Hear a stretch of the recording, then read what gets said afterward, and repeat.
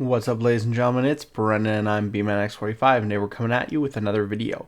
We have the rules update and errata for Star Wars Legion that we were talking about. Now, we did the hobby news where we talked about the new article and basically Legion 2.0 without saying it's Legion 2.0. Refresh.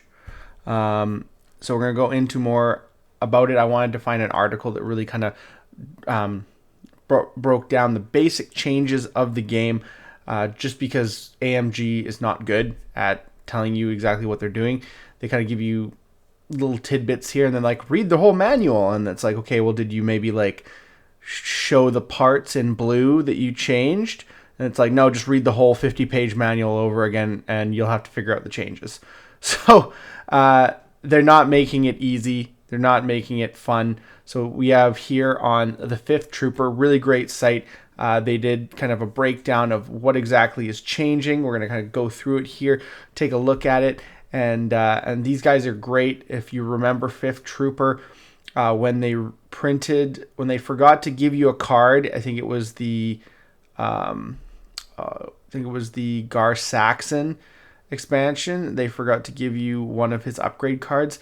They made professional versions of that card and gave them out to the players, whoever wanted them, in mass, because all AMG was going to do was say, here's the PowerPoint, print your own card on your crappy little piece of paper, or go buy craft paper or proper paper so you can print one card that we forgot to put in. They didn't do anything for the community. They said, here's the bare minimum we'll do for screwing up, and you paid full price for this expansion that we screwed up. So 5th Trooper, really great. AMG could take a freaking lesson from these guys. In fact, I personally think that these guys should start printing new cards for this 2.0 change, and this refresh change, wherever it looks like they changed all the cards and how they look. They should start printing their own conversion kits and selling them to players so that they can make some money off of AMG's ignorance and stupidity. But looks like, hey, if you enjoy this type of content, be sure to smash that like button, comment down below. We love to hear your thoughts. Subscribe to the channel and hit the bell for notifications so you don't miss a single minute of the fun. With my rant over, we'll get into some of these changes and we'll see how long it takes me before I start another rant. So this is out of the 5th Trooper by Kyle Dornboss. I'll give him credit. Here you'll find the newest tidbits from the massive rules update announcements out of mini extravaganza for Star Wars Legion that were announced on Thursday. It was announced back on the 19th. We did a video about it a few days after that. And then I was out camping, so like I said, it's been wanted to get this done sooner, but here we are. And it's like, I know, AMG said it was a refresh, not a new edition. Well, call it what you want. This is practically a new game entirely, so I'm going to meet them in the middle and call it a new edition. And this guy's absolutely right. Like, it's a refresh, and it's like I said, say you're making Legion 2.0 without saying you're making Legion 2.0, and basically that's the word refresh. I'm going to try and limit my takes. Tune into I guess they might have podcast Scoundrels next week for those, primarily because this is just so many changes. It's going to take some time to get through what their net effect is, and the article is going to be ridiculously long. Just doing nothing but recapping the changes. So this isn't actually super long compared to AMG stuff. So we'll kind of break through the stuff as fast as we can. So the big changes: battle card objectives, what's changed, the cards themselves, how you score, how you arrive at the cards, bids, and the red-blue dynamic, tiebreakers, everything about how you actually win and play the game, basically. All the old objective, condition, and deployment cards are gone, nuked, dead. Not in the game anymore. They've been completely replaced. So all of your deployment decks are worthless. Oh, sweet. All those cards are worthless. And you're going to give us a new deployment deck? No. Print it off on PDF form. Is this good? Bad? Neither. I don't know. It's so wildly different. It's, well, at the best I can say, it's nothing like what we were doing here before. I'll definitely miss the flop veto process. I'll attempt to summarize what the new process is, but I would advise you also go read the actual rules text, because it's a bit of a game defining change for them. A bit of the game definitely changed the most as far as the core mechanics are concerned. Basically, each player brings a set of 3 objectives, secondary objectives, and a new thing called advantages. The player randomly determines who is red or blue. Blue gets to decide whether to use their objectives or secondaries, and then they flip a card over from that deck. Their opponent flips a card from whichever blue didn't pick between objectives and secondaries, and they both flip their advantages. After that, there is a process that sort of feels like vetoes, where you can replace the face-up card with another random card, except it's not like vetoes at all because it's mostly random. Anyways, eventually you end up with an objective, a secondary objective, and one of each player's advantages. What happened to deployments, you ask? Well, they're just part of the objective cards now. All of them are basically just different versions of battle lines, except close the pocket, which is disarray. Besides the fact that all these got sort of homogenized anyways. There are now significantly fewer combinations of objectives / deployments, since you've gone from 64 possible combinations of objective / deployment down to 6. This could be, of course, mitigated by the presence of secondaries, for a total of 36 possible secondary and primary combinations. I guess we'll see whether these lead to more diverse experiences or not. Before we look at some missions, we need to talk about some of the new game concepts, which I'm pretty sure apply pretty universally to the new missions. Secure. Basically, you secure the objective by having more unit leaders at range 1 to 2 of an objective token. The objective token are 2 inches wide now, by the way. Wait, range 1 to 2, yes. That is range 1. That is range 1/2, not range 1 to 2. Sorry. That is okay. That is not range 1 to 2. It's range half.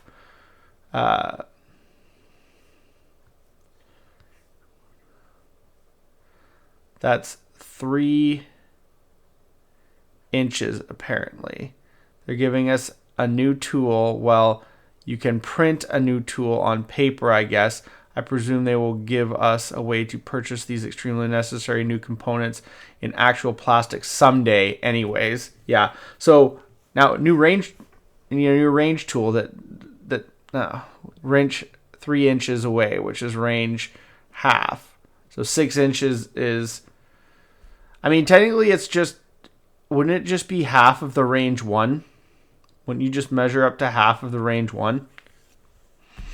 I mean, that's probably 3 inches. You could probably just do it on your, take your range 1 and basically mark where the halfway point is, and that'd be range half. At least for now, until they figure something out. Deployment and game length. Deployment is no longer its own distinct phase. Basically, you spend each unit's first action moving onto the board from where your deployment zone meets the board edge, which again is nearly always battle lines, basically.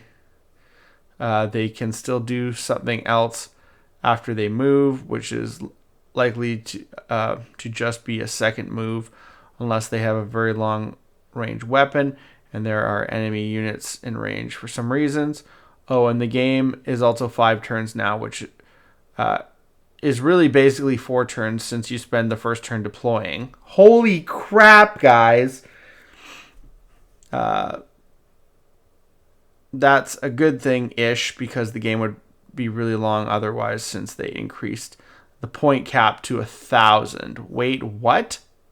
Yeah, I remember that one. Points cap increase. Yeah, the game is 1,000 points now, and no, they didn't just increase all the unit costs by 25% to compensate. If anything, a lot of the units are cheaper, so this is just more stuff on the table. The force org didn't change. So what are you going to do with all those extra points, you ask?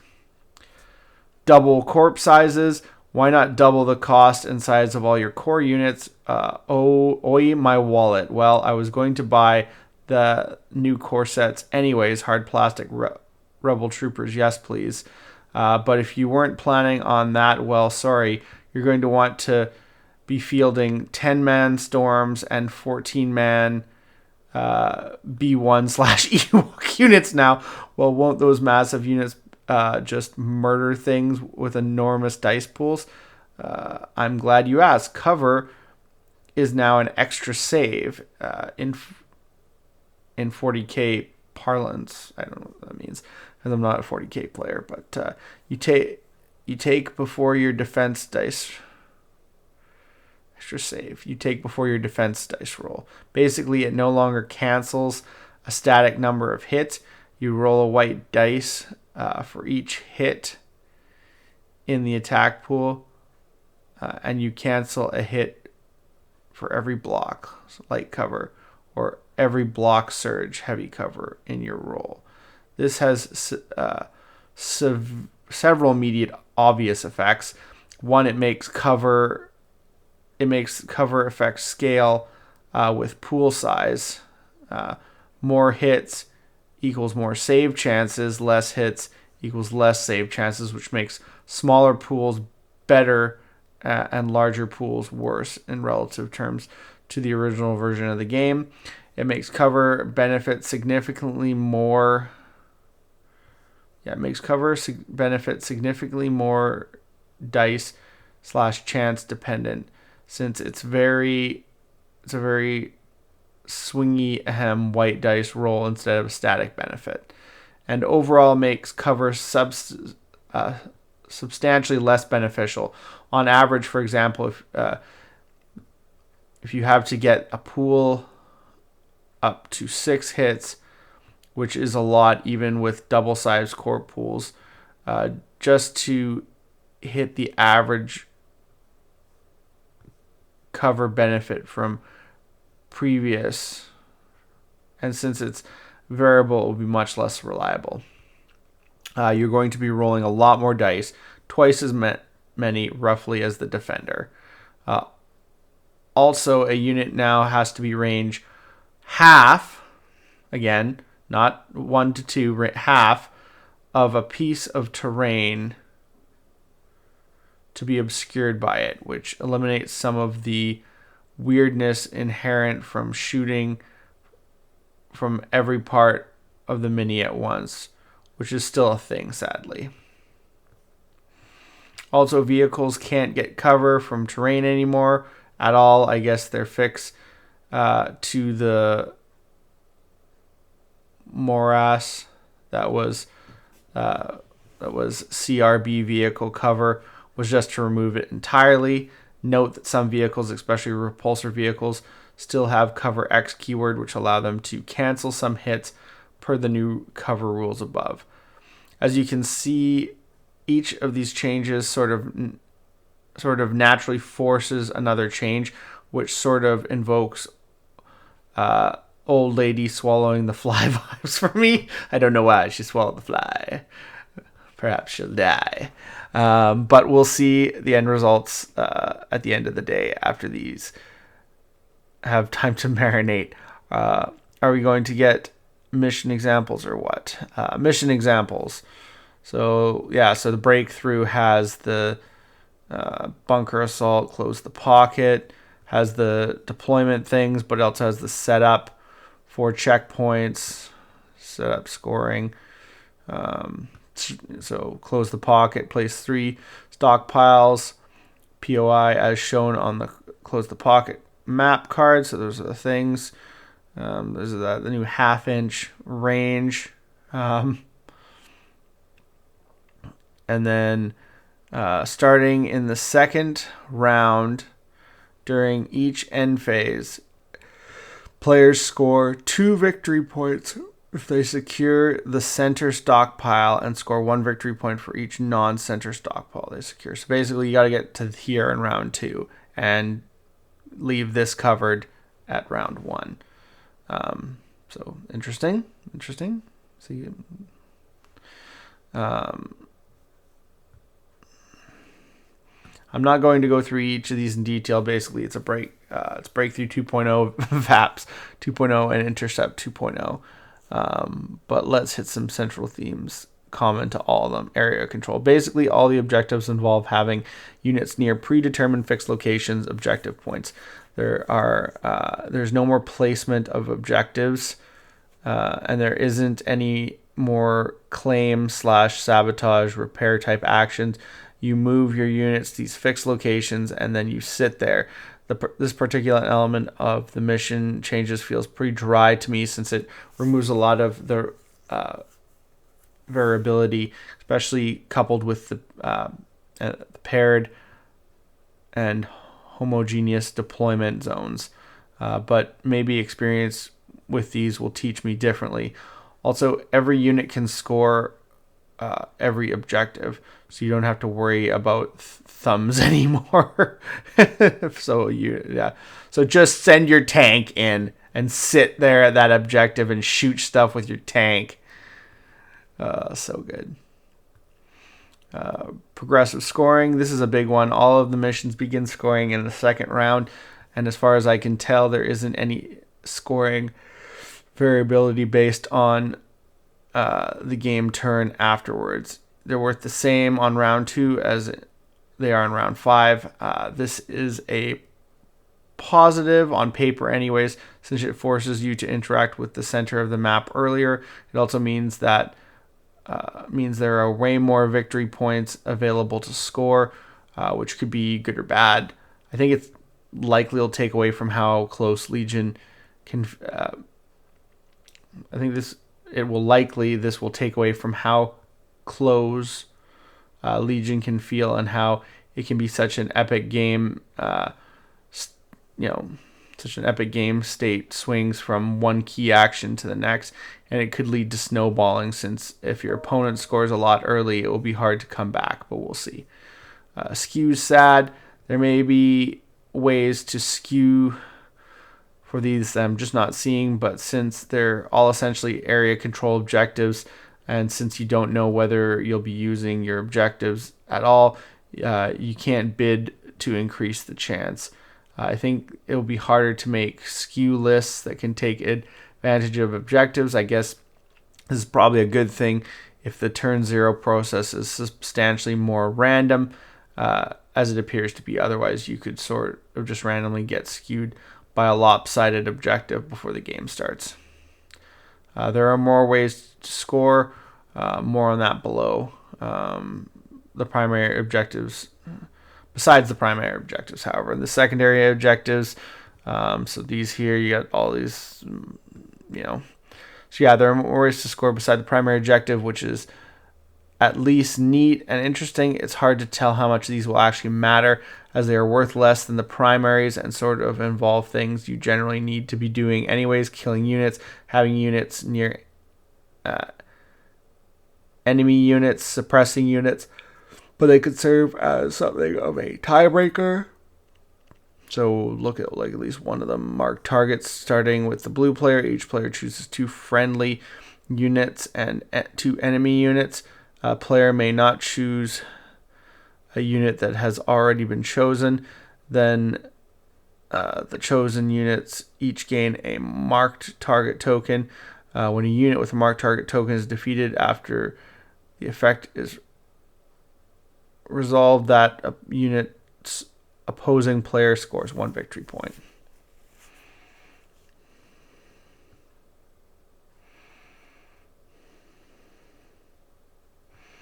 Okay, so that's pretty much basically kill stuff, have units near enemy units, have units away from your territory, suppress things. Advantages: this is a third type of new card. Each player brings their own deck of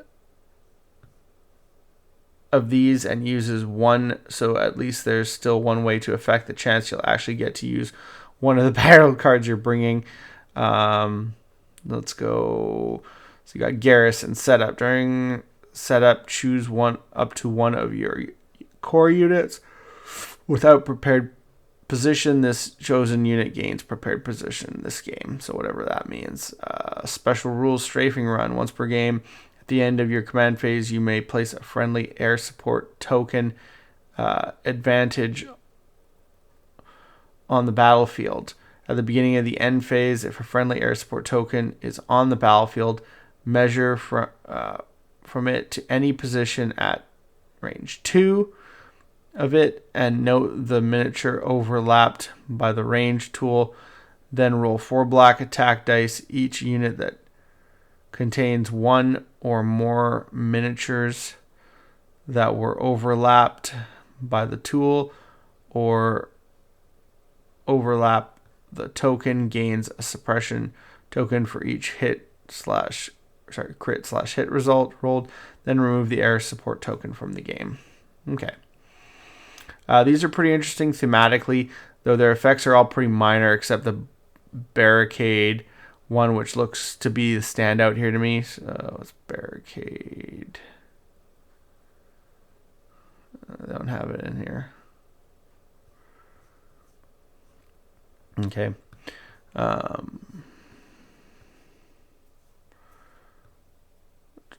And don't lend themselves to specific unit types, which further emphasizes to me that they're trying to move away from being able to tailor your battle deck to specific lists/unit archetypes.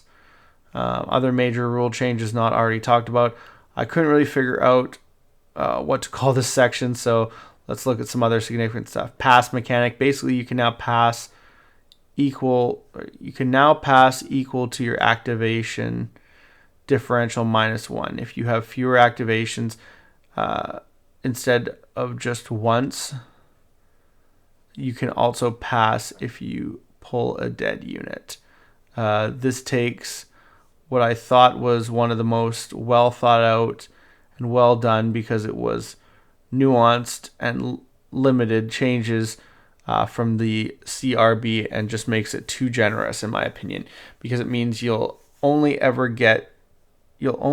have at most one unanswered activation at the end of a turn, no matter how many you brought or how many you kill, unless you're just absolutely snowballing like crazy, since you can pass twice in a row. But at that point, it probably doesn't matter one way or another. Okay. Backup. A trooper unit with operative or commander rank benefits from backup if it is at half and has line of sight to the unit leader of a unit that provides backup. A unit must meet the following requirements to provide backup. A unit has a core rank, is a trooper unit. The unit does not have a number of suppression tokens equal or greater to its courage. When a unit that is benefiting from backup is attacked by a ranged attack and the attacking unit leader is beyond 2 of it, it may cancel up to 2 hit results. Okay. Basically, free guardian or lookout sir. This is a change that seems entirely necessary in a world where corpse units are doubling in size. Note that unlike Guardian, this does not actually pass the hits onto another unit, it just cancels them. So this is a pretty strong deterrent not to be shooting characters near corp units unless you can't pass up the shot and can afford to just throw 2 hits into the void. Cohesion now uses the half range stick that nobody has yet, unless you are double sized corp units. Then you use range 1 tool. Again, a necessary chain effect of having double sized core units. Movement. Non-notched base troopers can now end their move touching any part of the movement tool instead of the little circular divot at the end. This stretches the speed move to move to be more than range 1.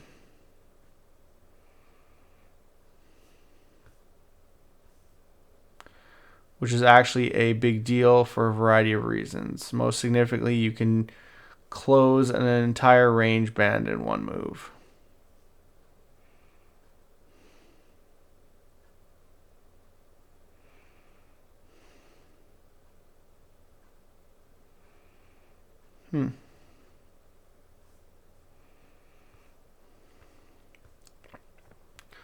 Also, all notched units basically get free reposition, which is much more forgiving, but potentially less interesting. Note that units with speeder X do not get this free reposition, thus ensuring that the Gadna Futtercraft, which gets to keep its keyword, continues to reign supreme when it comes to true mobility. Token sharing, all token sharing providing at abilities are range 2 now. Clone troopers, aid, spotter, take cover, etc. That's kind of cool, which I guess is to discourage clustering, but also to make them substantially easier to use without really having to worry as much about your positioning. Yay. They reined in the cloning ability, so the clone sharing ability, so that's going to be interesting. Withdraw is now only one action. However, you can attack, stand by, or move back into melee after withdraw. But you can dodge, move again, etc. This feels like a massive nerf for melee units in general, since it makes it much easier to run away and or kite. But maybe this is to offset all the objectives being basically at the center of the map. Keyword changes. Let's move on to see keyword changes again. This isn't everything, just the highlights. AI at the start of the unit. At the start of a unit with the AI keyword, perform action step. If it is on the battlefield and does not have a face-up order token and is not at range 3 of a friendly commander, it must perform one specified action as the first action of its activation. Free activations do not satisfy the requirements of the AI keyword. If a unit cannot perform any of the listed actions as its first action, it is free to perform other actions as normal. Basically, you can ignore AI if you have a face up or if you have range 3 of a friendly commander.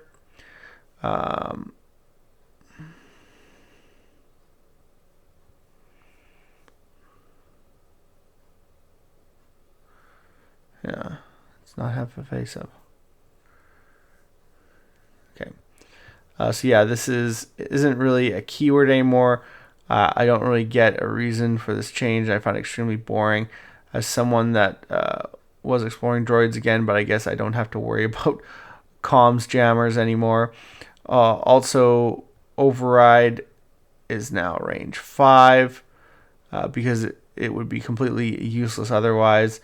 But with the above change to AI, that just kind of moves it from occasionally essential in certain lists under the old rules, but mostly useless. Deflect now doesn't require you to spend a dodge, but still doesn't give you surge block in melee. This is unquestionably a buff from the CRB version, but not getting to surge in melee is still sad. Notably, they also seem to have given the GAR force users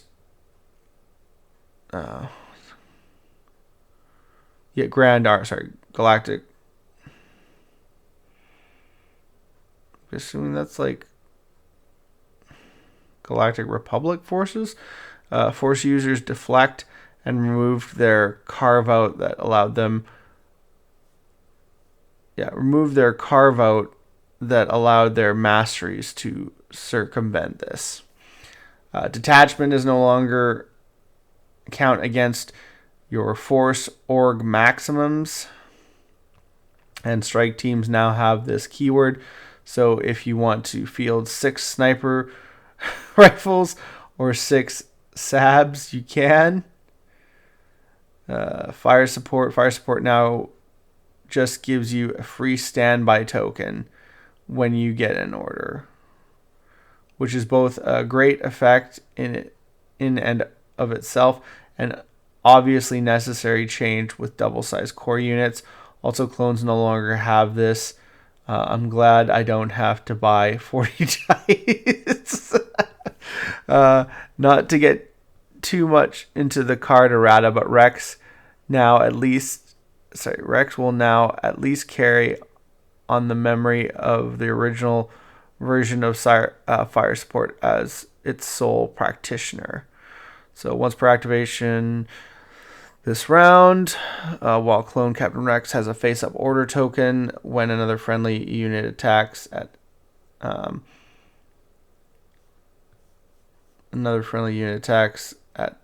enemy unit at range 2 and line of sight of Captain Rex, add 3 red attack dice to a friendly unit's attack pool during the form attack pool step.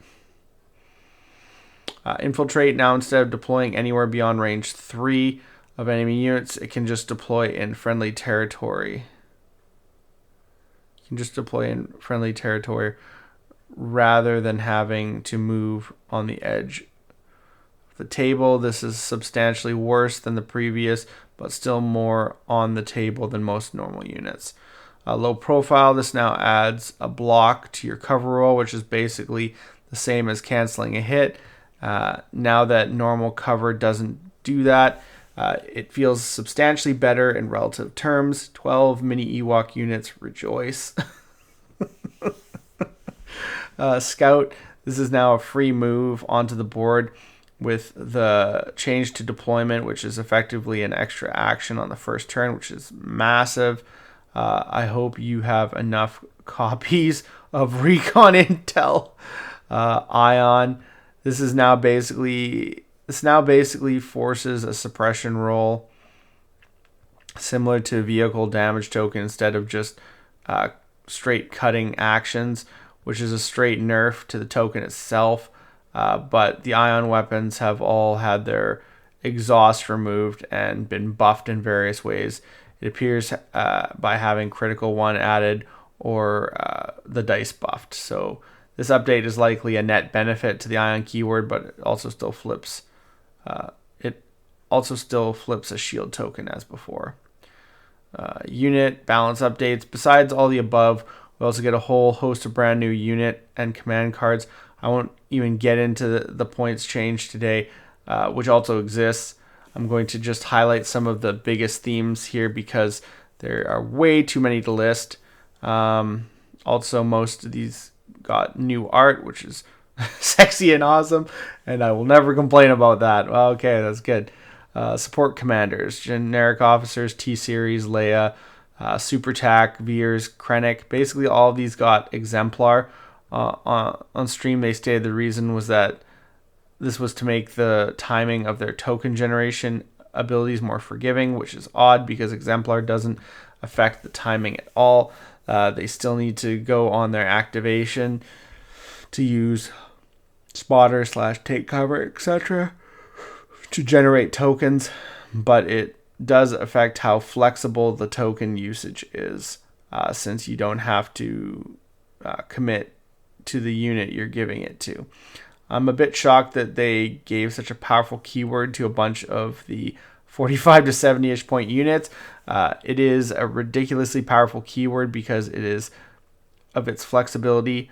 There was a reason that Padme was 85 points and Padme doesn't even have it anymore.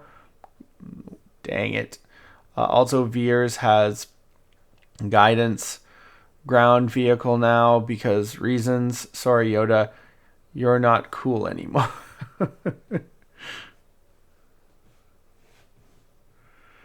Anakin, okay, maybe Galactic Republic less sad because Anakin is a beast now more than before. He lost defended and Degem, so only works in melee now.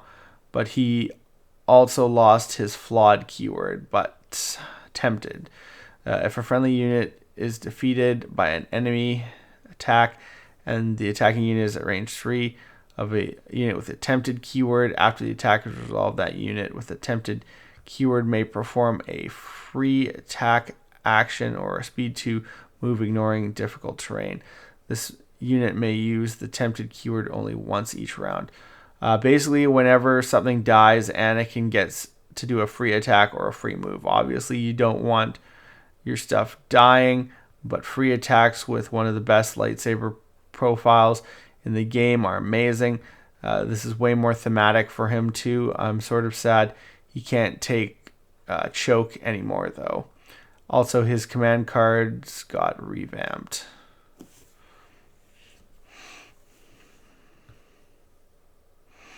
Anakin now has charge, surge to crit, and master of the Force 1 on his unit card. He also and his command cards actually do things. The 1 pip is Son of Skywalker, but better since he doesn't have to do the 2 attacks back to back, and he gets prepared positions as a bonus. Unlike other divulge cards, this one doesn't discard or require you to play it the first turn, so it seems to be just free. So it's the one. This is where the fun begins. Gains jump 2s and can perform up to 2 attack actions during his activation this round. Divulge, resolve, setup, effect.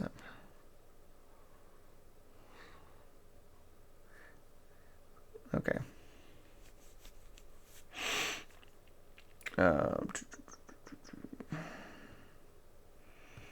Over here. The 2 pip makes his attack profile even more murderous, and then he gets a new 3 pip. General Skywalker, which is neat. Free aims. Notably, this has a different name than Hero of the Clone Wars, which isn't on the removed cards list. So he seems to have 4 command cards now. Also, 501st. Also, 501st can take clone commandos now. Phase 2s and Phase 1s are basically the same unit. More on that in a minute. And they fixed some of the command cards. Lead from the front. Treat this card as though it has 2 pips after a friendly commander is issued an order.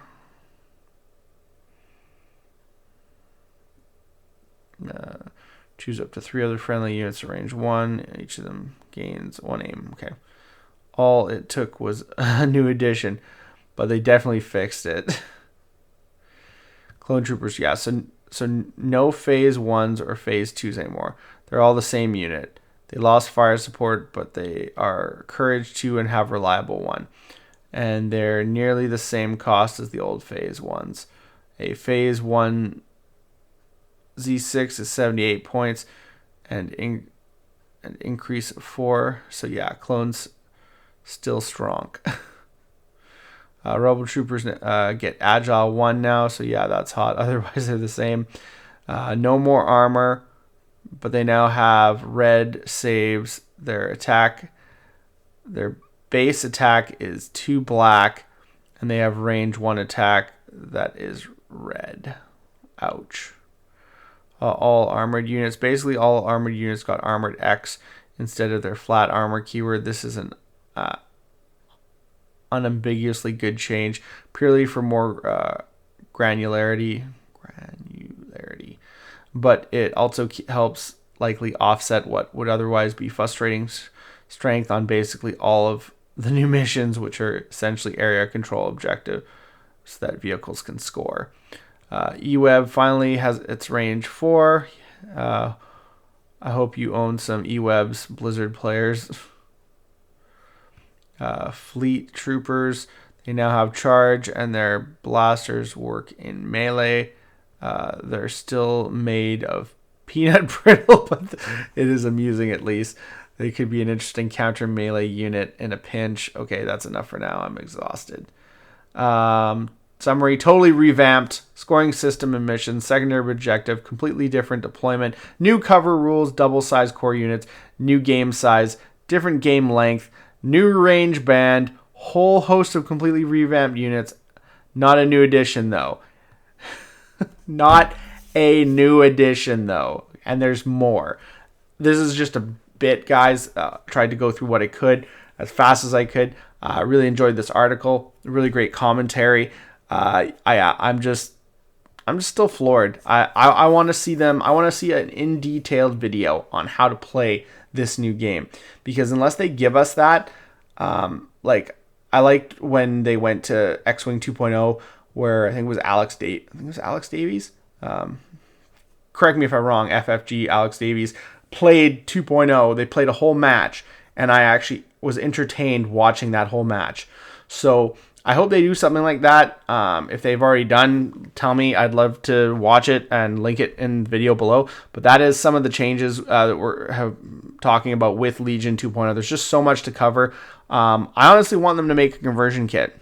Just make one conversion kit. Give everybody everything. Because they won't have the plastic models. They still need the plastic models. But just give us all the cards, basically. Give us all the new cards that we need so we can play this game and not have to print our own. Because that sucks. We've spent all this money on these expansions just so you can change the cards. Like, what's the point of having all this shit? It's just dumb. So if they're going to do this and they're going to make it work, I think they need a card conversion kit that they can put out there that just gives everybody everything. Gives them a couple copies of every expansion, like, and if you don't have the cards, then you don't. Because people are going to start making money off of this. Like I said, 5th Trooper should just start selling them professionally. If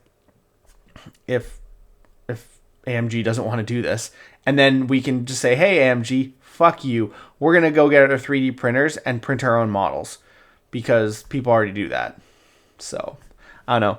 Tell me your thoughts down below. How are you guys finding this? Are you excited about the changes? Is this killing the game for you? Are they pulling an X-Wing 2.0? Again, let me know what your thoughts down below. Looks like that's all the time we have for this video. Thank you very much for tuning in, and we hope to see you in the next video. As always, have a wonderful day, and that's all for now, folks.